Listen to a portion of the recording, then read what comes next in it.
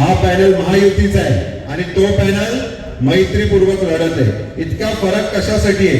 फक्त आणि फक्त एका घराने हट्ट धरला आणि त्यांच्या पक्षाने तो पूर्ण केला, दुसरं काहीच कारण नाहीये।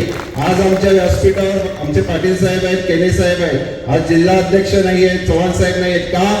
मैत्रीपूर्वक लढत आहे। मैत्रीपूर्वक लढतीचा धर्म आम्हाला निभवायचे म्हणून आमचे नेते आज आले नसतील, परंतु भारतीय जनता पार्टीचा मतदार हा आमच्या नेत्यांच्या बराबरीचा आहे, तो आमच्या सोबत आहे आणि कार्यकर्ते आणि इथले पदाधिकारी मिळून इथे जो 15 तारखेला मतदान करणार आहे 100% खात्रीने सांगतो जवळपास 75% लीडनी हा पॅनल आम्ही जिंकणार आहोत, म्हणजे डिस्टिंक्शनने हा पॅनल आम्ही पास होणार आहे। याचं कारण सांगतो तुम्हाला, 2015ला आयरेगावांनी प्रचंड बहुमताने निवडून दिलं।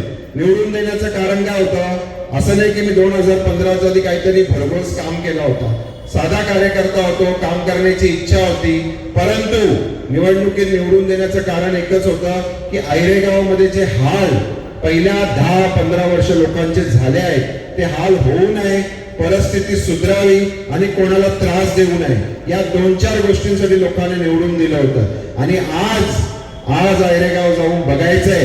आता आम्ही तुकाराम नगर फिरून आलो, 30 वर्ष इथून हा टर्न पासून तुकाराम नगरचा रस्ता सुरू होतो आणि थोडा करून अजून 50-60 मीटरच हा रस्ता कॉन्क्रीट झालेला आहे। आयरेगावमध्ये येऊन बघा, 2015च्या आधी 0 रस्ते आयरेगावमध्ये कॉन्क्रीट होते, आज आयरेगावमध्ये जवळपास 10 रस्ते हे कॉन्क्रीटचे झालेले आहेत, रुंदीकरण झालेलं आहे, रस्त्याच्या दोन्ही बाजूला गटर लाईन झालेली आहे, रस्त्याच्या दोन्ही बाजूला जलवाहिनी टाकण्यात आलेली।